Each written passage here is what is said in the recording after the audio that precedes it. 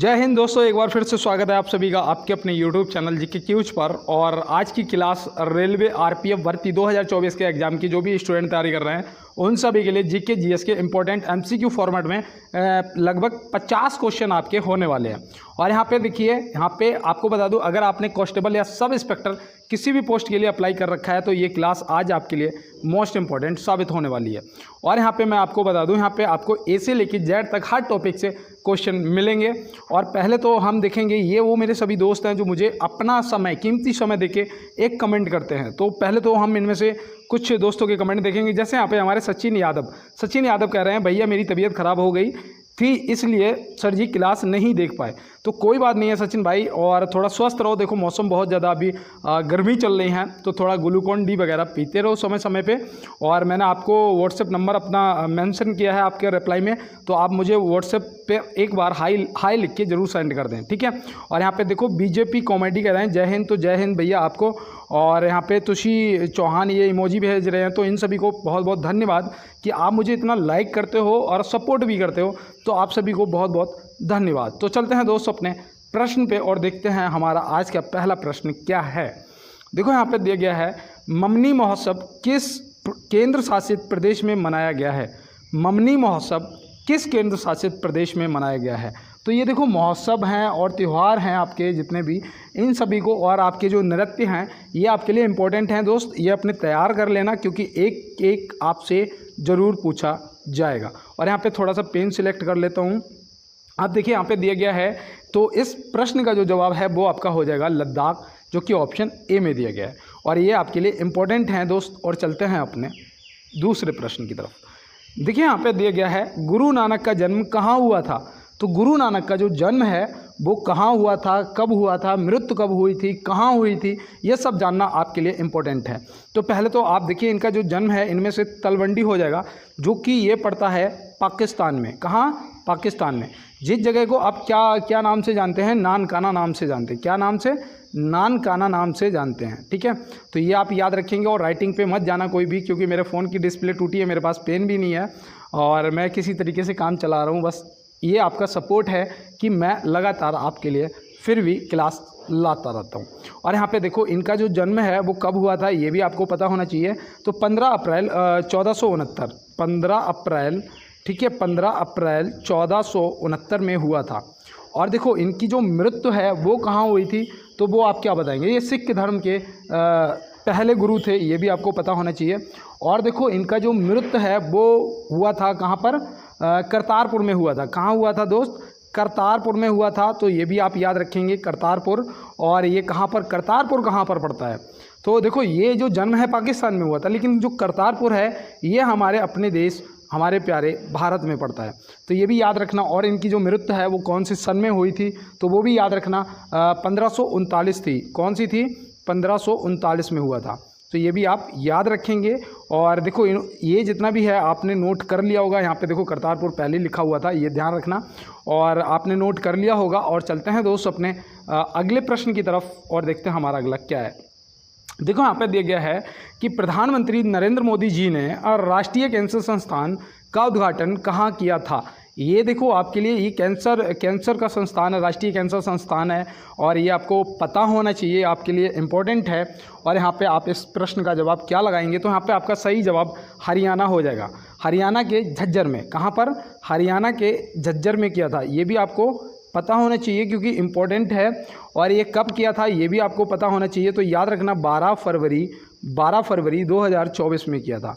तो मैं उम्मीद करता हूँ आपने नोट कर लिया होगा। और एक दोस्त ने मुझे कमेंट में बोला था, डेंजर नाम था, डेंजर भाई ने मुझे बोला था कि आपने भैया 24 सितंबर की जगह 14 सितंबर बता दिया। तो यही होता है कि जल्दबाजी में अगर जो एक्स्ट्रा बताता हूँ मैं, और जल्दबाजी में क्योंकि समय कम है तो क्या हो जाता है, कभी कभी 24 की जगह 14 हो जाता है। तो उसके लिए मैं माफ़ी चाहता हूँ, मुझसे गलती हुई है, मैंने स्वीकार किया और मैंने कमेंट में रिप्लाई भी दिया है। और यहाँ पे देखो दिया है, सोयाबीन में कितने प्रतिशत प्रोटीन होता है। सोयाबीन में कितने प्रतिशत प्रोटीन होता है? तो ये देखो आपको यहाँ पे कितना प्रतिशत तेल होता है, कितना प्रतिशत कार्बोहाइड्रेट होता है, कितना प्रतिशत नमी होता है, कितना उसमें खर मतलब भस्म होती है और कहाँ पर पाया जाता है सबसे ज़्यादा, ये सब पता होना आपके लिए इम्पोर्टेंट है। तो नोट करिएगा, मैं आपको एक एक चीज़ बहुत ही आसान भाषा में समझाऊंगा। देखो सोयाबीन में कितने प्रतिशत प्रोटीन होती है? तो 42% सबसे ज़्यादा होती है। दूसरा आपको बताऊं, अगर तेल की बात करेंगे तो तेल होता है 22%। कितना होता है? 22% तेल होता है सोयाबीन के अंदर। और कार्बोहाइड्रेट की बात करेंगे तो कार्बोहाइड्रेट जो है वो होता है 21%। ये आपको पता है। और देखो अगर आपसे नमी पूछेगा तो आप क्या बताएंगे? 12% जो है वो होती है नमी, ठीक है। और यहाँ पे आपसे अगर भस्म पूछेगा तो वो होती है 5% जो है वो भस्म होती है। तो ये सब नोट कर लीजिएगा और चलते हैं हम अपने अगले प्रश्न की तरफ। तो चलते हैं अपने अगले प्रश्न की तरफ। और देखो मैंने यहाँ पे आपको ये नहीं बताया था कि जो सोयाबीन है ना, ये सबसे ज़्यादा मध्य प्रदेश में पैदा होता है। कहाँ पर होता है? मध्य प्रदेश में। और इस मध्य प्रदेश को सोया प्रदेश के नाम से भी जाना जाता है। तो आप इतना ध्यान रखेंगे, याद रखेंगे। और चलते हैं अपने अगले प्रश्न पे और देखते हैं हमारा अगला क्या है। देखो यहाँ पे बोला गया है कि किस खनिज का दूसरा नाम भूरा हीरा है? किस खनिज का दूसरा नाम भूरा हीरा है? देखो इस प्रकार के प्रश्न जो होते हैं हमें लगता है कि इनमें से कोई एक सही होगा, लेकिन क्या होगा अगर ये समझ में नहीं आता है तो फिर हम जवाब नहीं कर पाते हैं। तो यहाँ पे जो सही जवाब है वो हो जाएगा लिग्नाइट। लिग्नाइट आपका ऑप्शन सी आपका बिल्कुल सही जवाब हो जाएगा। और एक प्रश्न और बनता है कि भारत में लिग्नाइट कहाँ पाया जाता है, सर्वाधिक कहाँ पाया जाता है? तो आप क्या बताएंगे? तो याद रखना उसका सही जवाब हो जाएगा आपका तमिलनाडु। कहाँ पाया जाता है? तमिलनाडु में पाया जाता है। तो आप देखो इतना याद रखेंगे। और चलते हैं दोस्त अपने अगले प्रश्न पे। देखो यहाँ पे दिया गया है, भारतीय मैराथन धावक मान सिंह ने एशियाई मैराथन चैंपियनशिप 2024 में कौन सा मेडल जीता है? देखो ये very very most important question है, 2024 का है। और यहाँ पे देखो खेलों से संबंधित प्रश्न पूछे जाएंगे। तो भारतीय मैराथन धावक मान सिंह ने एशियाई मैराथन चैंपियनशिप 2024 में कौन सा मेडल जीता है? तो आप बताएंगे यहाँ पे आपका स्वर्ण पदक या फिर गोल्ड मेडल। ऑप्शन ए सही जवाब हो जाएगा। इम्पोर्टेंट भैया इसमें क्या है? इम्पोर्टेंट ये है कि भारत जो है वो 73 साल बाद गोल्ड मेडल जीता है। भारत जो है वो एशियाई मैराथन चैंपियनशिप में 73 साल बाद मेडल जीता है और वो भी गोल्ड मेडल। गोल्ड मेडल जो है वो 73 साल बाद जीता है। तो आप इतना ध्यान रखेंगे। और चलते हैं अपने अगले प्रश्न पे। एक समुद्री मील की लंबाई कितने मीटर होती है? एक समुद्री मील की जो लंबाई है वो कितने मीटर होती है? तो आप एक चीज़ ध्यान रखेंगे कि अगर वैसे आपसे पूछा जाएगा कि एक मील जो है वो कितने मीटर के बराबर होता है, तो आप क्या बताएंगे? तो आप इजीली बता देंगे 1600 मीटर के बराबर होता है। भाई आर्मी की जो 4 चक्कर होते हैं, एक चक्कर 400 मीटर का होता है ना भाई, एक जो राउंड होता है 400 मीटर का होता है। अब यहाँ पे 4 चक्कर लगवाए जाते हैं, मतलब 1 मील लगवाई जाती है। लेकिन 1 मील जो है वो समुद्री बताना है। यहाँ पे दे रखा है एक समुद्री मील की लंबाई कितने मीटर होती है। तो यहाँ पे इस प्रश्न का जो जवाब है वो आपका हो जाएगा 1852 मीटर, जो कि ऑप्शन सी में दिया गया है। तो ऑप्शन सी यहाँ पे क्या हो जाएगा? सही जवाब हो जाएगा। अगर मैं यहाँ पे आपसे पूछता हूँ कि समुद्र की जो गहराई है वो किससे नापी जाती है, तो आप क्या बताएंगे? तो देखो वो भी आप याद रखना, जो समुद्र की गहराई है ना वो फैदोमीटर से नापी जाती है। किससे? फैदोमीटर से। और जब आप मैंने आज देखो मैं कमेंट बॉक्स में कमेंट देखे थे, मेरे भाई बहनों ने इतने प्यारे प्यारे कमेंट मुझे करे हैं, सभी को वाकई में मुझे आज ऐसा लगता है कि मैं जो मेहनत कर रहा हूँ वो मेरी सफल है। और इसीलिए मैं दिल से सभी को थैंक यू, धन्यवाद बोल रहा हूँ। और देखो चलते हैं अपने प्रश्न पे। यहाँ पे दिया है, गांधी जी ने पहली बार भूख हड़ताल कब की थी? गांधी जी ने पहली बार जो है वो भूख हड़ताल कब की थी? ये आपको क्या पता है? अगर नहीं पता है तो आप नोट करेंगे। ये 1918 में करी थी। कब करी थी? 1918 में करी थी। और कहाँ पर करी थी, क्यों करी थी? तो मैं आपको बताऊं, ये अहमदाबाद मिल मज़दूरों की जो हड़ताल हुई थी उनके समर्थन में की थी। याद रहेगा ना, जो अहमदाबाद में मज़दूर जो मिल मज़दूरों की हड़ताल हुई थी उनके समर्थन में करी थी। तो ये भी आप ध्यान रखेंगे। और यहाँ पे देखो दे रखा है कि 1920 में क्या हुआ था, तो इसमें याद रखेंगे असहयोग आंदोलन जो है वो स्टार्ट किया गया था। और 1922 में बंद कर दिया गया। तो जो चौरा चौरी एक्शन हुआ था, ट्रेन एक्शन जो हुआ था, उस वजह से क्रांति हुई थी। देखो उसका नाम बदल दिया गया, मुझे याद आ गया। जो चौरा चौरी ट्रेन कांड हुआ था उसका नाम बदल के उत्तर प्रदेश सरकार ने चौरा चौरी रेल क्रांति कर दिया है। तो ये भी आप याद रखेंगे। और चलते हैं अपने अगले प्रश्न की तरफ। चौरा चौरी क्रांति, देखो यहाँ पे दिया गया है अगले 5 वर्ष में 50 उपग्रह लॉन्च करने की इसरो की योजना का प्राथमिक लक्ष्य क्या है। देखो ये वेरी वेरी मोस्ट इम्पोर्टेंट है, और अगर आप किसी भी एग्ज़ाम की तैयारी कर रहे हो, ये आपसे अगले 5 साल तक ज़रूर पूछा जाएगा, क्योंकि यहाँ पे अगले 5 साल तक की बात की जा रही है। तो यहाँ पे आप क्या बताएंगे, तो यहाँ पे एक चीज़ याद रखना, इस प्रश्न का जवाब जो है वो हो जाएगा भारत भू खुफिया जानकारी जुटाने के लिए, जो कि ऑप्शन ए में दिया गया है। और यहाँ पे अगर यहाँ पे ये ना लिखा हुआ अगर पेपर में पूछा गया, तो वहाँ पे हो सकता है लिखा हो राष्ट्रीय सुरक्षा को मजबूत करने के लिए। क्या? राष्ट्रीय सुरक्षा को मजबूत करने के लिए। तो ये दोनों आप याद रखेंगे। और चलते हैं अपने अगले प्रश्न की तरफ। देखो यहाँ पे दिया गया है अंग्रेज सरकार ने कैसर ए हिंद की उपाधि से महात्मा गांधी को कब सम्मानित किया था। पहले तो ये याद रखना कि महात्मा गांधी जी को कैसर ए हिंद की जो उपाधि है वो अंग्रेजों ने दी थी। अब कब सम्मानित किया गया था, तो ये आपसे पूछा गया है। तो आप क्या बताएंगे, तो याद रखना 1915 में किया था। कब किया था? 1915 में। और देखो एक प्रश्न और पूछा जाता है कि गांधी जी दक्षिण अफ्रीका से भारत कब वापस लौट के आए थे। तो आप क्या बताएंगे, तो आप याद रखना वो 9 जनवरी 1915 को लौट के आए थे। और 9 जनवरी 1915 को भारतीय प्रवासी दिवस के रूप में मनाया जाता है। तो ये आपको देखो याद रहेगा दोस्त। और चलते हैं अपने अगले प्रश्न की तरफ। देखो यहाँ पे दिया है महात्मा गांधी एक बार किस कांग्रेस अधिवेशन के अध्यक्ष चुने गए थे। महात्मा गांधी जी एक बार किस कांग्रेस अधिवेशन के अध्यक्ष चुने गए थे। तो ये भी देखो आपके लिए मोस्ट इंपॉर्टेंट क्वेश्चन है, और इस टाइप के प्रश्न आपसे जरूर पूछे जाते हैं। तो आप याद रखेंगे बेलगांव अधिवेशन जो हुआ था, ऑप्शन सी। अब आपसे ये भी पूछा जा सकता है कि जो बेलगांव अधिवेशन है ये कब हुआ था, पूछा जा सकता है ना। तो आप याद रखना ये आपका हुआ था 1924 में। कब हुआ था दोस्त? 1924 में हुआ था। तो ये भी आप याद रखेंगे। और मुंबई कोलकाता जो है ये प्रथम और द्वितीय अधिवेशन हुए थे, ये भी आप याद रखना। देखो यहाँ पे दिया गया है बलवंत राय मेहता समिति का गठन किस वर्ष किया गया था। बलवंत राय मेहता समिति का जो गठन है वो किस वर्ष किया गया था।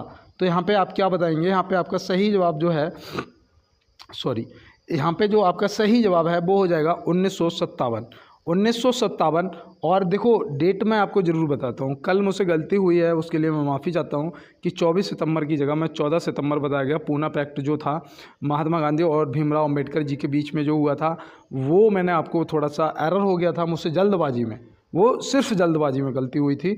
और देखो यही पेपर के अंदर नहीं करना है, प्रश्न को सही से पढ़ना उसके बाद जवाब करना है। तो यहाँ पे आप याद रखना ये 26 जनवरी को हुआ था। कब? 26 जनवरी को। तो ये भी आप याद रखना 26 जनवरी 1957 सही जवाब हो जाएगा। और यहाँ पे देखो ये जो बलवंत राय मेहता समिति है ये क्यों बनी थी, ये बनी थी इसका जो है वो पंचायती राज से संबंध था। किससे? पंचायती राज्य व्यवस्था जो हुई थी, पंचायती राज व्यवस्था, वो बलवंत राय मेहता समिति के द्वारा गठन किया गया था। ये भी आप याद रखना। और चलते हैं अपने अगले प्रश्न की तरफ। लीनिंग टावर ऑफ पीसा कहाँ स्थित है, या फिर झुकी हुई मीनार, ऐसे भी पूछा जाता है। तो लीनिंग टावर ऑफ पीसा कहाँ स्थित है, तो आप क्या बताएंगे, ये इटली में है। कहाँ पर है? इटली में। ऑप्शन ए लगा देंगे बिल्कुल सही जवाब, जो कि आपका बिल्कुल राइट आंसर हो जाएगा। और चलते हैं दोस्त अपने अगले प्रश्न की तरफ। देखो यहाँ पे पूछा गया है ऊपरकोट बुद्ध गुफाएं गुजरात के किस शहर में मिलेंगी। पहले तो ये याद रखना कि ऊपरकोट जो बुद्ध गुफाएं हैं वो गुजरात में हैं। और यहाँ पे आपसे शहर पूछा है कि किस शहर में मिलेंगी। तो यहाँ पे आपका जो सही जवाब है वो होना चाहिए जूनागढ़, जो कि ऑप्शन ए में दिया गया है। ऑप्शन ए लगाएंगे बिल्कुल सही जवाब। और देखो मैं आज आपको बता दूं ये जो क्वेश्चन है ये आपके आरपीएफ के जो पेपर हुआ था 2019 में, वहाँ से लिए हुए काफ़ी क्वेश्चन है। जैसे कि ये आपका वहाँ से मैंने देखो ये पेपर मैंने कल मुझे मिल गए 1-2, मैंने वहाँ से देखा तो मुझे ये क्वेश्चन कुछ मिले। देखो यहाँ पे दिया गया है राजस्थान के किस जिले में दुनिया के पहले ओम आकार के मंदिर का उद्घाटन किया गया है। कैसा? ओम आकार का। तो ओम आकार का जो मंदिर है इसका आकार का उद्घाटन किया गया है राजस्थान में, किस ज़िले में किया गया है, तो यहाँ पे आपको ये बताना है। तो ये देखो वेरी वेरी मोस्ट इम्पोर्टेंट है और ये आपके करंट का भी क्वेश्चन है, ऐसे भी आप समझिएगा। तो यहाँ पे आपका जो सही जवाब है वो क्या हो जाएगा, तो याद रखना वो ज़िले का नाम है पाली। और अगर आपसे उस जगह का नाम पूछा जाएगा कि ये ज़िला तो पूछ लिया, लेकिन अगर जगह का नाम ऑप्शन में दे दिया गया तो क्या करेंगे, तो याद रखना वो है जार्डन गांव। क्या है, जार्डन गांव। तो ये भी आप याद रखना, जार्डन गांव में किया गया है। और अजमेर और जयपुर तो आपको पता ही है कि जयपुर जो है वो आपका पिंक सिटी है। अजमेर में किसकी वो क्या कहते हैं, मज़ार, किसकी मज़ार स्थित है बताइएगा। और यहाँ पे देखो दिया है भारतीय रेलवे का राष्ट्रीयकरण कब हुआ था। भारतीय रेलवे का जो है वो राष्ट्रीयकरण कब हुआ था, तो आप क्या बताएंगे, राष्ट्रीयकरण कब हुआ था और बोर्ड है उसकी स्थापना कब हुई थी। तो ये देखो आपको मैं बताऊं यहाँ पे इम्पोर्टेंट है आपके लिए कुछ। पहले तो ये आप याद रखना कि राष्ट्रीयकरण जो है वो 1950 में हुआ था। कब हुआ था, 1950 में। 1952 में क्या हुआ था, 1952 में ये 6 जोन में विभाजित कर दिया गया था। ये जो जोनल सिस्टम है वो चालू हो गया था। तो याद रखना जो जोनल सिस्टम है वो 1952 में स्टार्ट हो गया था। अब यहाँ पे आपसे पूछा जाएगा, बोर्ड की स्थापना पूछी जाएगी, जो कि मैंने आपको कल बताया था कि 1905 में हुआ था। कब हुआ था, 1905 में हुआ था। तो ये आप बोर्ड भी याद रखेंगे। और चलते हैं दोस्त अपने अगले प्रश्न की तरफ। देखो यहाँ पे पूछा गया है, आगा खान पैलेस महाराष्ट्र के किस शहर में स्थित है। आगा खान पैलेस महाराष्ट्र के किस शहर में स्थित है, और ये एसआई के पेपर में पूछ लिया था। अब आप बताइएगा अगर आपको पता है। पहले तो ये देखिए 17 नंबर आ गया है। मैं रुकूंगा मात्र 1 मिनट के लिए और सिर्फ इतना कहूँगा कि हो सकता है मेरी बाड़ी पे माँ सरस्वती विराजमान हो, और जो भी मुझे सुन रहा है उनका इस बार 100% वो सिलेक्शन होना तय है। और देखो यहाँ पे इस प्रश्न का जो जवाब है, आगा खान पैलेस महाराष्ट्र के किस शहर में स्थित है, तो यहाँ पे आपका जो सही जवाब है वो हो जाएगा पुणे। पुणे आपका ऑप्शन ए यहाँ पे बिल्कुल राइट जवाब हो जाएगा। तो चलते हैं फिर अपने अगले प्रश्न की तरफ और देखते हैं हमारा अगला क्या है। देखो यहाँ पे दिया गया है, चित्तौड़गढ़ के दुर्ग में विजय स्तंभ का निर्माण किसने किया था। चित्तौड़ के दुर्ग में विजय स्तंभ का जो निर्माण है वो किसने किया था। तो यहाँ पे देखो ये आपका बिल्कुल लाइव क्लास चल रहा है और आप सभी का जवाब एकदम से करते जाइएगा। बिल्कुल राइट आंसर यहाँ पे आपको करना है। तो यहाँ पे आपका जो सही जवाब है वो हो जाएगा राणा कुंभा। राणा कुंभा ऑप्शन बी में दिया है, तो ऑप्शन बी आपका बिल्कुल सही जवाब हो जाएगा। और ये कब करा था, तो आपको मैं बता दूँ ये 1440 से 1448 के बीच में हुआ था। कब, 1440, यहाँ पे लिख देता हूँ, इसे आप नोट कर लीजिएगा। 1440 से 1448 के बीच में किया गया था। तो ये भी आप ध्यान रखेंगे। और देखो मैं आपसे सिर्फ इतना कहूँगा कि आप सभी एक बार प्लीज़ क्या करेंगे, क्लास को लाइक वाला बटन ज़रूर दबाएंगे। और आप लोगों ने बहुत अच्छा सपोर्ट किया है, खूब लाइक किए हैं, भर भर के लाइक किए हैं, भर भर के सब्सक्राइब किए हैं, तो मुझे बहुत खुशी मिलती है वाकई में। और मैंने इस चीज़ को नोटिस भी किया है, इसलिए मैं अब बहुत कम कहता हूँ कि मुझे पता है जितने भी मेरे नए पुराने दोस्त हैं, जो भी मुझसे नए जुड़ते हैं, वो बिना कहे लाइक शेयर और सब्सक्राइब कर देते हैं। और यहाँ पर देखो दिया है कि एक झील को ठंड के कारण जमना शुरू होती है। एक झील जो है वो ठंड के कारण जमना शुरू होती है, वह सबसे पहले कहाँ जमेगी, सबसे पहले वो कहाँ जमेगी, ऊपरी सतह में या मध्य सतह में या तल में। तो याद रखना, कभी आपने देखा हो फ्रीजर में एक कटोरे में बर्फ़ जमने के लिए पानी रखना, और वो पूरी तरीके से जब ना जमा हो तो उसे निकाल के देखना, तो वो क्या होता है, उस टिफिन उस कटोरे के ऊपर जो होता है वो जम जाता है और अंदर पानी पानी जैसा मतलब अध जमा रह जाता है। तो कहने का मतलब जो है वो कहाँ जमेगा, सबसे पहले ऊपरी सतह जमेगी, जो कि यहाँ पे ऑप्शन ए में दे रखा है। तो मैं उम्मीद करता हूँ कि ये अब आप कभी भी नहीं भूलेंगे। और चलते हैं अपने अगले प्रश्न पे। कौन से अनुच्छेद में समानता का अधिकार का प्रावधान है। देखो ये अनुच्छेद और भाग मैं आपको जरूर करवाता हूँ, क्योंकि मुझे पता है कि 120% आपसे यहाँ से प्रश्न पूछे जाएंगे। तो यहाँ पे जो आपका बिल्कुल सही जवाब है, ये जो समानता का अधिकार आपका है वो हो जाएगा अनुच्छेद 14 में।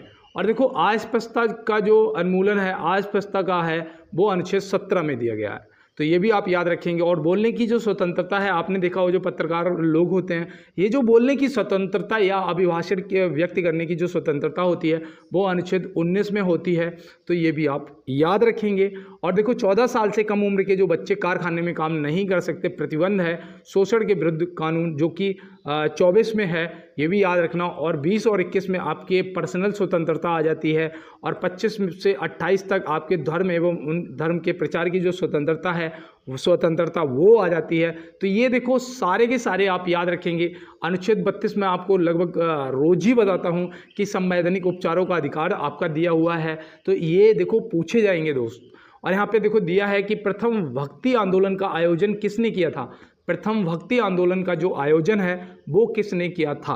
तो ये देखो ये भी प्रश्न आपका इंपॉर्टेंट है, आप याद रखना। इसका हो जाएगा रामानुजन, जो कि ऑप्शन ए में दिया गया है। तो ऑप्शन ए यहाँ से आपका क्या हो जाएगा, बिल्कुल राइट जवाब हो जाएगा रामानुजन चार जी। और चलते हैं अपने अगले प्रश्न की तरफ। टोटल आपके 22 क्वेश्चन हो चुके हैं और यहाँ पे क्वेश्चनों की संख्या कितनी है, 50 है। अभी तक जिसने भी लाइक शेयर या सब्सक्राइब नहीं किया है, मैं एक बार आपसे रिक्वेस्ट करता हूँ कि लाइक वाला बटन जरूर दबा दें और चैनल को सब्सक्राइब भी कर लें और शेयर भी कर दें।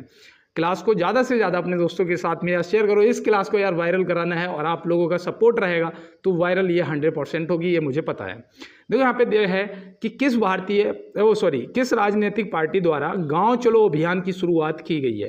देखो ये वेरी वेरी मोस्ट इंपॉर्टेंट है, ये very very most important question है और ये आपसे पूछा भी जा सकता है। तो आप यहाँ पे क्या बताएंगे कि किस राजनीतिक पार्टी द्वारा गांव चलो अभियान की शुरुआत की गई है। तो यहाँ पे हो जाएगा बीजेपी, भारतीय जनता पार्टी, आपका बिल्कुल सही जवाब हो जाएगा। और चलते हैं दोस्तों अपने अगले प्रश्न की तरफ और देखते हैं हमारा अगला क्या है। देखो यहाँ पे दिया गया है किस वेद को ब्रह्म वेद के नाम से भी जाना जाता है। किस वेद को ब्रह्म वेद के नाम से जाना जाता है, तो आप क्या बताएंगे। तो यहाँ पे आपका जो सही जवाब है वो हो जाएगा अर्थवेद को। किस वेद को, अर्थवेद को, जो कि ऑप्शन बी में दिया गया है। तो ये आप देखो याद रखेंगे ना अर्थवेद। और देखो मैं आपको बता दूं कि आपसे पूछा जाएगा कि गायत्री मंत्र जो है वो कौन से वेद से लिया गया है। तो गायत्री मंत्र आपका ऋग्वेद से लिया गया है, गायत्री मंत्र आपका ऋग्वेद से लिया गया है। और सत्यमेव जयते जो है वो मंडको उपनिषद से लिया गया है। संगीत जो है वो सामवेद से लिया गया है। तो ये छोटी छोटी चीज़ें जो है, छोटे छोटे प्रश्न आपके बनते हैं, ये आपको पता होना चाहिए। और मैं आपको बता दूं कि यहाँ से प्रश्न काफ़ी पूछे जाएंगे। सबसे पुराना वेद आपका ऋग्वेद है, सबसे पुराना वेद आपका ऋग्वेद है, ये भी आप याद रखेंगे। और चलते हैं दोस्तों अपने अगले प्रश्न पे। निम्नलिखित राज्यों में जेमू ग्लेशियर किस राज्य में पाया जाता है। यहाँ पे 4 दे रखे हैं, जम्मू कश्मीर, सिक्किम और पश्चिम बंगाल। और मुझे पता है कि इसमें 100% आप जम्मू कश्मीर लगवाएंगे, क्योंकि जेमू ग्लेशियर यहाँ पे लिखा हुआ है ना, तो जम्मू कश्मीर लगा देंगे। लेकिन भाई मेरे, आपका जवाब गलत हो जाएगा, आपका चालान कट जाएगा, क्योंकि यहाँ पे जो सही जवाब है वो आपका सिक्किम ऑप्शन बी में दिया गया है। तो ऑप्शन बी आपका क्या हो जाएगा, बिल्कुल सही जवाब हो जाएगा। तो चलते हैं फिर अपने अगले प्रश्न की तरफ और देखते हैं हमारा अगला क्या है। और देखो आपका पश्चिम बंगाल यहाँ पे याद रखना दे रखा है, जो कि यहाँ पे आपका सुंदरवन डेल्टा भी है, सुंदरी वृक्ष भी पाए जाते हैं और गंगा ब्रह्मपुत्र का ये डेल्टा बनाती है, ये भी आप याद रखना। और देखो यहाँ पे दिया है कि पानीपत की तीसरी लड़ाई में अहमद शाह अब्दाली ने किसे हराया था। पहले तो आपको ये पता होना चाहिए कि पानीपत के 3 युद्ध हुए थे। पहला आपका हुआ था 1526 में, दूसरा हुआ था 1556 में और तीसरा हुआ था 1761 में। अब यहाँ पे आपको तीसरा युद्ध पूछा गया, मतलब 1761 की बात हो रही है, 1761 की बात हो रही है। तो यहाँ पे देखो अहमद शाह अब्दाली ने मराठाओं को हराया था, ऑप्शन सी आपका सही जवाब हो जाएगा। पहले युद्ध में क्या हुआ था, पहले युद्ध में जो कि 1526 में हुआ था, इसमें इब्राहिम लोदी और बाबर का युद्ध हुआ था। बाबर जो है मैं आपको बताऊं, आक्रांता बाबर जो है ये भारत में जब आया था, इसका पहला युद्ध जो था तो ये 1526 में आया था और 1526 में इसका युद्ध हुआ था। 1526 में इसका पहला युद्ध हुआ था जिसमें इब्राहिम लोदी हार गया था। और दूसरा युद्ध जो है ये अकबर और हेमू के बीच में हुआ था, हेमचंद या हेमू, जो कि 1556 में हुआ था। तो इसमें हेमू की हार हुई थी। तो यहाँ पे देखो आपके 3 के 3 युद्ध कंप्लीट हो गए और इन सभी युद्धों को आप नोट भी करेंगे। चलते हैं अपने अगले प्रश्न पे। और देखो यहाँ पे वेरी वेरी मोस्ट इंपॉर्टेंट है और ये बड़ा आराम से पूछ लिया जाता है और हम क्या करते हैं, कभी कभी जवाब इसका गलत कर देते हैं। यहाँ पे पूछा गया है फुटबॉल टीम में कितने खिलाड़ी होते हैं। फुटबॉल टीम में कितने खिलाड़ी होते हैं। तो फुटबॉल टीम में कितने खिलाड़ी होते हैं, देखो यहाँ पे मैं आपको इम्पोर्टेंट बताने वाला हूँ और इसको आप क्या करेंगे, नोट भी करेंगे। देखो फुटबॉल टीम में 11 खिलाड़ी तो टोटल होते हैं। कितने, 11 खिलाड़ी होते हैं एक टीम में, ठीक है। पहले तो आप इस चीज़ को याद रखना। दूसरा मैं आपको बता दूं, हॉकी और क्रिकेट, हॉकी और क्रिकेट इन दोनों में भी 11-11 खिलाड़ी खेलते हैं एक टीम में, ये आप याद रखोगे ना। अब देखो यहाँ पे आपको मैं बताऊं कि 9 खिलाड़ी जो है ना ये बेसबॉल में होते हैं। किस में होते हैं? बेसबॉल की टीम में होते हैं, ये भी आप याद रखना। और देखो सबसे ज़्यादा रग्बी फुटबॉल पूछा जाता है, सबसे ज़्यादा रग्बी फुटबॉल पूछा जाता है, क्योंकि ये इसमें क्या होता है, इसमें 15 खिलाड़ी होते हैं, जो कि यहाँ तक हम नहीं सोचते हैं। यहाँ तक हम लोग बहुत कम सोचते हैं कि यार क्या 15 खिलाड़ी भी हो सकते हैं। ऑप्शन में 10, 11 या 9, 8, 7 मिलते हैं और हम टिक कर देते हैं। रग्बी फुटबॉल में 15 खिलाड़ी होते हैं। और देखो बास्केटबॉल में भी याद रखना, बास्केटबॉल यहाँ पे रह ही जा रहा है, बेसबॉल बता दिया ना, बास्केटबॉल रह जा रहा है। तो बास्केटबॉल में 5 खिलाड़ी होते हैं। कितने होते हैं? 5 खिलाड़ी होते हैं। तो ये भी आप याद रखना। और चलते हैं अपने अगले प्रश्न की तरफ। देखो यहाँ पे दिया गया है, एक मिनट, यहाँ पे दिया गया है कि भारत में एकल नागरिकता की अवधारणा किस देश के संविधान के आधार पर अपनाया गया है। तो मैं आपको बताऊं, देखो एकल नागरिकता और दोहरी नागरिकता ये दो होते हैं। पहली चीज़ तो ये याद रखना, एकल नागरिकता का मतलब है आपकी जिस देश में रहेंगे वहाँ अगर एकल नागरिकता है तो आपको सिर्फ एक नागरिकता लेके रह सकते हैं। दोहरी नागरिकता जैसे कि अमेरिका है, अमेरिका में आप अमेरिका और भारत के हैं तो भारतीय, मतलब दोहरी नागरिकता लेके रह सकते हैं। तो यहाँ पे देखो भारत में हमारे सिर्फ एक नागरिकता की, अगर भारत के हो तो भारत में रहोगे, अदरवाइज नहीं। ठीक है, तो यहाँ पे देखो आपका जो यहाँ पे पूछा गया है कि एकल नागरिकता की जो अवधारणा है वो किस देश के संविधान के आधार पर अपनाया गया है। तो यहाँ पे आप क्या लगाएंगे, तो यहाँ पे आपका यूनाइटेड किंगडम हो जाएगा, यूनाइटेड किंगडम। तो किंगडम मतलब इंग्लैंड, जो कि ऑप्शन ए दिया गया है आपका बिल्कुल सही जवाब हो जाएगा। तो चलते हैं फिर अपने अगले प्रश्न की तरफ। और देखो 1 मिनट के लिए, मात्र 1 सेकंड के लिए, 1 सेकंड के लिए, क्योंकि मैंने आपको बोला है ना मेरा फ़ोन दिक्कत दे जाता है। यहाँ पे देखो दिया है ट्रेन टू पाकिस्तान किस खेल द्वारा किस लेखक द्वारा लिखी गई पुस्तक है। ट्रेन टू पाकिस्तान इम्पॉर्टेंट है मेरे भाई, ट्रेन टू पाकिस्तान इम्पॉर्टेंट है। तो ये आप क्या बताएंगे? तो इसका सही जवाब जो आपका है train to Pakistan, Khushwant Singh option A. अब मैं आपसे पूछता हूँ कि ये कब प्रकाशित हुई थी, तो आप क्या बताएंगे? भैया एसआई वाले भाई लोगों मेरे, प्लीज़ जितने भी कांस्टेबल और एसआई वाले हैं प्लीज़ इसका जवाब करिएगा कि ये कब प्रकाशित हुई थी। अगर नहीं पता है तो आप नोट करिएगा, ये प्रकाशित हुई थी 1956 में। और देखो अगर किसी क्वेश्चन में कोई एरर हो जाता है तो आप मुझे कमेंट बॉक्स में ज़रूर सूचित करेंगे, क्योंकि जल्दबाजी में देखो मैं कोशिश करता हूँ कि 50 क्वेश्चन आपके 30 मिनट के अंदर अंदर ख़त्म कर दें। देखो यहाँ पे दिया है किस राज्य के किस राज्य के कच्ची खरेक को जीआई टैग से सम्मानित किया गया है। ये भौगोलिक संकेतक होता है। तो यहाँ पे आप बताइए किस राज्य के कच्ची खरेक को जीआई टैग से सम्मानित किया गया है, और जीआई टैग आपको याद होने चाहिए यार। और यहाँ पे देखो आप इसका सही जवाब जो है वो क्या लगाएंगे? गुजरात, ऑप्शन ए आपका बिल्कुल सही जवाब हो जाएगा। और देखो उत्तर प्रदेश की आपको याद रखना है तिरंगा बर्फी, तिरंगा बर्फी आपसे जरूर पूछा जाएगा, और ये बनारस की है। कहाँ की? बनारस की तिरंगा बर्फी, और देखो बनारस का पान। तो ये दोनों आप कोई याद कर रहा है मुझे, तो ये देखो आप याद रखेंगे। और चलते हैं अपने अगले प्रश्न की तरफ। मुझे पता है मेरा कोई भाई बहन मुझे आप में से याद कर रहा होगा कि 5 बज के क्लास नहीं आया। एक्चुअली क्या था, आज थोड़ा जो मेरे खेत पे काम था वो सारा ख़त्म हो गया। कल से आपको ठीक 5 बजे क्लास मिल जाया करेगी, और आज ये क्लास थोड़ा हो सकती है कि 6 बजे तक अपलोड कर पाऊँ। देखो यहाँ पे दिया है कि भारत की प्रथम रेलगाड़ी द्वारा कितनी दूरी तय की गई थी। भारत में प्रथम रेलगाड़ी द्वारा कितनी दूरी तय की गई थी, कहाँ से कहाँ तक चली थी, प्रथम रेलगाड़ी कब चली थी, यहाँ पे सब बताना है आपको।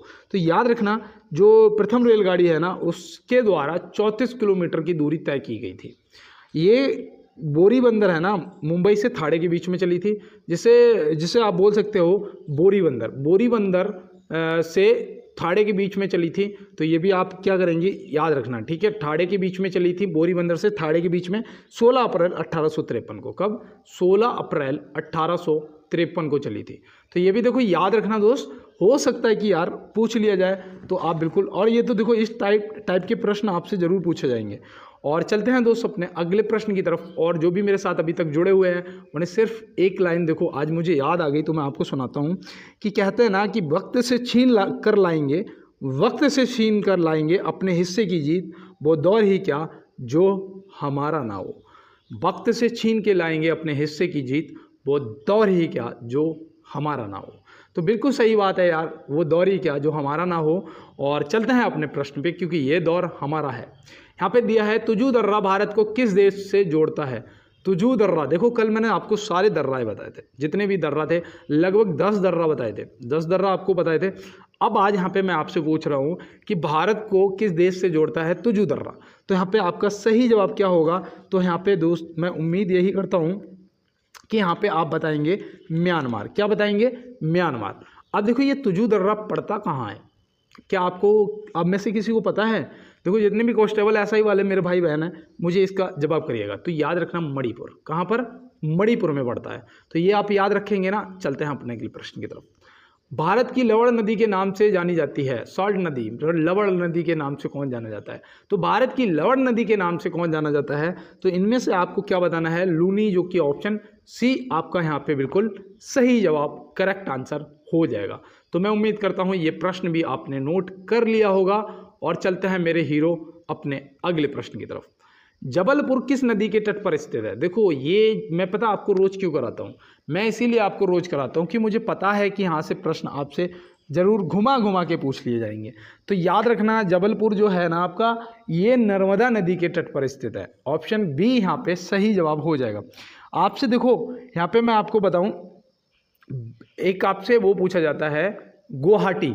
गुवाहाटी जो आपका है वो ब्रह्मपुत्र के किनारे स्थित है। गुवाहाटी, गुवाहाटी आपका ब्रह्मपुत्र के किनारे स्थित है। ठीक है, याद रहेगा ना।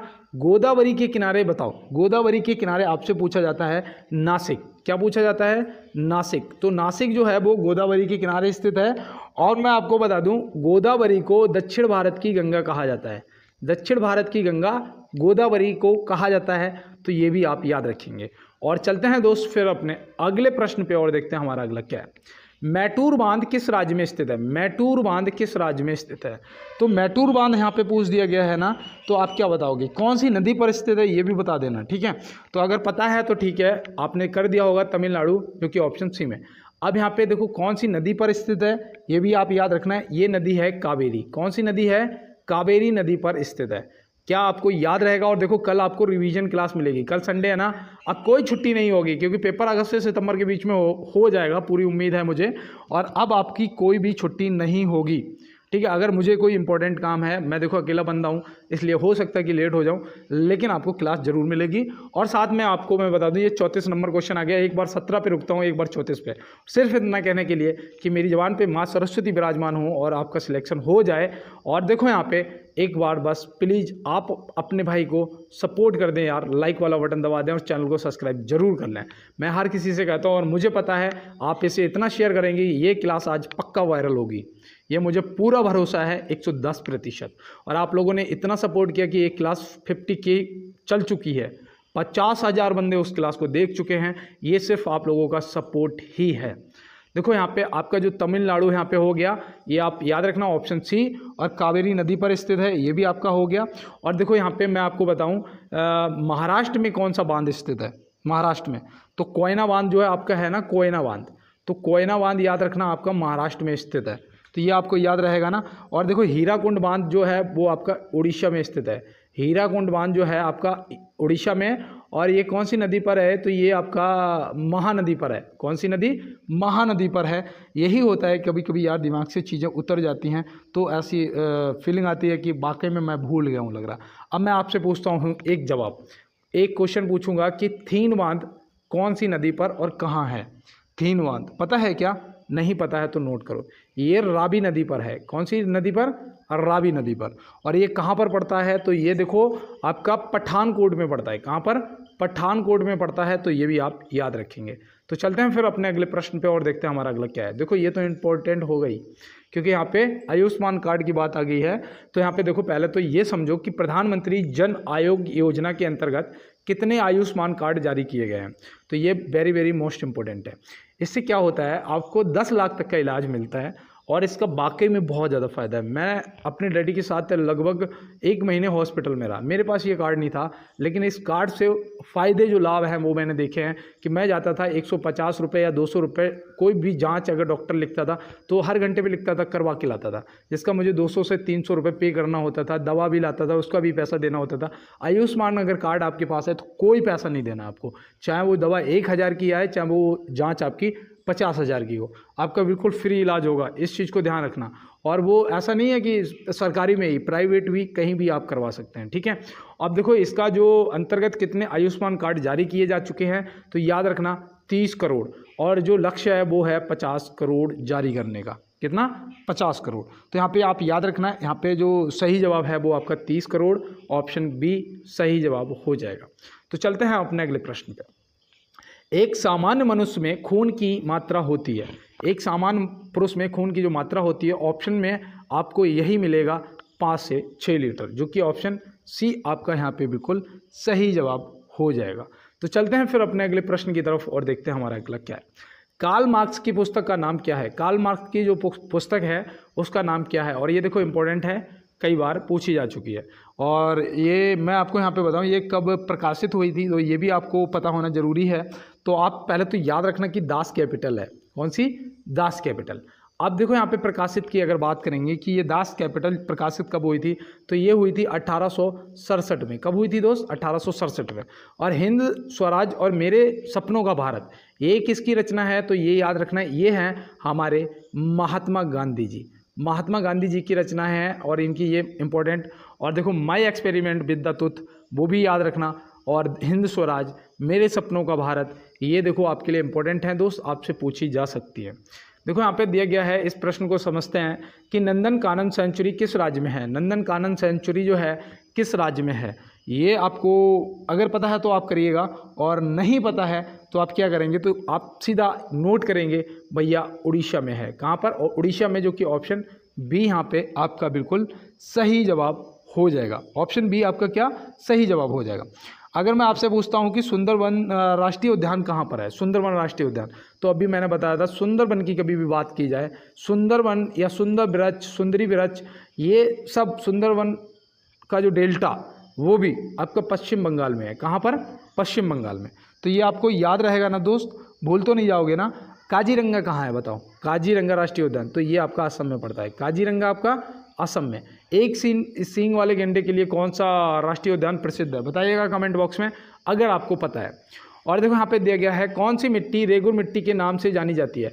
कौन सी मिट्टी रेगुर मिट्टी के नाम से जानी जाती है? ये मिट्टी जो है ना, ये कपास की खेती के लिए काफ़ी महत्वपूर्ण होती है, मतलब बहुत ज़्यादा फायदेमंद होती है। कपास की खेती के लिए सबसे उपयुक्त होती है काली मिट्टी, जो कि ऑप्शन ए में दिया गया है। तो रेगुर मिट्टी जो है ना, वो आपकी काली मिट्टी का दूसरा नाम है, ऐसे आप याद रखेंगे, और ऑप्शन ए यहाँ पे आपका सही जवाब हो जाएगा। और कपास की खेती के लिए भी याद रखना। देखो यहाँ पे दिया गया है कि जीव विज्ञान की वह कौन सी शाखा है जिसके तहत ऊतकों का अध्ययन किया जाता है? जीव विज्ञान की वह कौन सी शाखा है जिसके तहत ऊतकों का अध्ययन किया जाता है? ये देखो आपके इम्पोर्टेंट है। तो यहाँ पे देखो ऊतक जब आया ना, तो सीधा लगा देना आँखें बंद करके यार, ऊतक विज्ञान। और ब्रह्मांड का अध्ययन ब्रह्मांड विज्ञान, यहाँ पे सीधा यहाँ से याद रखना, ठीक है। और देखो साइटोलॉजी जो है, इसमें किसका अध्ययन किया जाता है? साइटोलॉजी। तो ये देखो थोड़ा भैया कठिन हो गया है, और ये खास तौर पे एसआई वालों से पूछ रहा हूँ मैं कि साइटोलॉजी है, इसमें किसका अध्ययन किया जाता है? तो इसमें ना दोस्त कोशिका का अध्ययन किया जाता है। किसका? कोशिका के विज्ञान का जो अध्ययन है, कोशिका का अध्ययन जो है, वो आपके साइटोलॉजी में किया जाता है। तो ये आप याद रखेंगे। और चलते हैं अपने अगले प्रश्न की तरफ। भारत में कानून बनाने वाला सर्वोच्च संस्थान कौन सा है? भारत में कानून बनाने का सर्वोच्च संस्थान जो है वो कौन सा है? तो याद रखना, वो है भारत की संसद। संसद आप याद रखेंगे। और देखो भारत की संसद का नाम संसद ही है, लेकिन जापान की संसद भी पूछी जाती है कि जापान की संसद का नाम क्या है? तो आप क्या बताएंगे? डायट नाम होता है। क्या होता है? डायट, ठीक है। अमेरिका की संसद का नाम क्या है? अमेरिका की संसद का नाम कांग्रेस होता है। क्या होता है? कांग्रेस। तो ये भी आप याद रखेंगे। और चलते हैं अपने अगले प्रश्न की तरफ। चंद्रशेखर आज़ाद जी पुलिस मुठभेड़ में कहाँ शहीद हुए थे? चंद्रशेखर आज़ाद जी जो हैं वो पुलिस मुठभेड़ में कहाँ शहीद हुए थे? पहले तो इनके सम्मान के लिए एक बार कमेंट बॉक्स में जय हिंद जरूर टाइप करेंगे। हम जितने भी क्लास को देख रहे हैं सभी लोग जय हिंद हमारे चंद्रशेखर आज़ाद जी के लिए 110% टाइप करेंगे। और देखो आज मैं भूल गया पीडीएफ के लिए कहना कि जिसको भी पीडीएफ चाहिए ना, आप मुझे कमेंट बॉक्स में बस क्या करेंगे, पीडीएफ लिख के सेंड कर देना, मैं आपको लिंक शेयर कर दूंगा। और बाद बाकी मैं कमेंट बॉक्स में खुद अपनी आईडी से शिवम पटेल नाम से लिंक शेयर कर दूंगा, वहाँ से आप ज्वाइन कर लेना। देखो यहाँ पे याद रखना कि वो कौन सा पार्क था, वो था अल्फ्रेड पार्क। और ये अल्फ्रेड पार्क जो है ये कहाँ पर है, अल्फ्रेड पार्क जो है ये कहाँ पर है और ये कब शहीद हुए थे, ये भी आपसे पूछा जा सकता है। तो याद रखना पहले तो ये प्रयाग में पड़ता है। कहाँ? प्रयागराज मतलब इलाहाबाद में पड़ता है। पहली चीज़ ये आप याद रखोगे ना। ये कब शहीद हुए थे? तो 23 फरवरी 1931। कब? 23 फरवरी 1931 को शहीद हुए थे। तो ये आप याद रखेंगे। और ग्रीन पार्क स्टेडियम कहाँ है बताओ? ये आपका कानपुर में है। कहाँ है? कानपुर में। और जैतून पार्क तो है ही नहीं यार, ये तो मैंने बस ऐसे ही लिख दिया। चलते हैं अपने अगले प्रश्न पे। असम ने किसे आधिकारिक राज्य फल के रूप में नामित किया है? ये प्रश्न मैं आपको पहले भी करवा चुका हूँ। असम ने किसे आधिकारिक राज्य फल के रूप में नामित किया है? तो ये था काजी नींबू। ये मैं आपको पहले करवा चुका हूँ, मुझे याद है। और मैंने नींबू से आपको बताया था कि नींबू याद रखना, ठीक है। ये क्या है? ये काजी नींबू जो है ये नींबू है। क्या है? नींबू है। तो ये आप याद रखना। और ये असम ने आधिकारिक राज्य फल के रूप में नामित किया है। तो चलते हैं इसकी खुशबू, और जैसा कि मैंने देखा ये सब ना बहुत ही अलग है और इसलिए ये राजकीय फल मतलब आधिकारिक राज्य फल घोषित किया गया है। अखिल भारतीय किसान सभा की स्थापना कहाँ हुई थी? अखिल भारतीय किसान सभा की स्थापना कहाँ हुई थी? देखो ये आपके आरपीएफ में पूछा हुआ प्रश्न है दोस्त। अब यहाँ पे आप बताइएगा कि कहाँ हुई थी, तो हम बताएंगे लखनऊ में हुई थी। अब मैं अगर आपसे पूछता हूँ कि कब हुई थी, किसने की थी, आप क्या जवाब दोगे? तो याद रखना 11 अप्रैल 1936। क्या? 11 अप्रैल 1936 याद रहेगा ना। 11 अप्रैल 1936 को स्थापना हुई थी। किसने की थी? तो ये की थी स्वामी सहजानंद सरस्वती ने। किसने? स्वामी सहजानंद सरस्वती। ऐसे याद रखोगे ना, स्वामी सहजानंद सरस्वती। तो चलते हैं फिर अपने अगले प्रश्न की तरफ और देखते हैं हमारा अगला क्या है। सुभाष चंद्र बोस का जन्म कहाँ हुआ था? सुभाष चंद्र बोस का जो जन्म है वो कहाँ हुआ था, आप क्या बताएंगे? तो यहाँ पे देखो अब तो भैया फंस गए क्योंकि इनमें से समझ नहीं आ रहा हमें। तो बिल्कुल सही बात है, अगर नहीं पता है तो याद रखना कटक। कटक मीन्स उड़ीसा। कटक कहाँ है? उड़ीसा में। याद रहेगा ना, कटक मीन्स उड़ीसा। अब मैं आपसे पूछता हूँ कि सुभाष चंद्र बोस जी का जन्म हुआ कब था? क्या आपको पता है? देखो एक चीज़ याद रखना कि चंद्रशेखर आज़ाद जी जब मुठभेड़ में शहीद हुए थे, कब हुए थे? 23 फरवरी 1931 को। तो सुभाष चंद्र बोस जी जो है इनका भी जन्म कब हुआ था? 23 सॉरी माफ़ी चाहते हैं, 23 जनवरी 1897। 23 जनवरी 1897 याद रहेगा ना। वो 23 फरवरी को शहीद हुए थे और ये 23 जनवरी को जन्म हुआ था, लेकिन वो 1931 और ये 1897। तो 23 जनवरी और फरवरी आपको यहाँ से याद रहेगा। और चलते हैं अपने अगले प्रश्न की तरफ। वेद समाज की स्थापना कब हुई थी? वेद समाज की जो स्थापना है वो कब हुई थी? तो यहाँ पे आप क्या बताएंगे? वेद समाज की स्थापना किसने की थी? कहाँ की थी? पता है क्या आपको? नहीं पता है तो आप देखो लिखते जाओ मेरे दोस्त, लिखते जाओ सभी प्रश्नों को। तो वेद समाज की जो स्थापना है ना वो पूछेगा तो आप बता देंगे 1864। कब हुई थी? 1864 आपका क्या हो जाएगा? सही जवाब हो जाएगा। किसने की थी? केशव चंद्र सेन। किसने की थी? केशव चंद्र सेन ने की थी। तो केशव चंद्र सेन को आप याद रखेंगे कहाँ पर? मद्रास में। मद्रास कहाँ पड़ता है? चेन्नई में। कहाँ पड़ता है? चेन्नई में। तो इतना आप याद रखोगे ना, भूल तो नहीं जाओगे।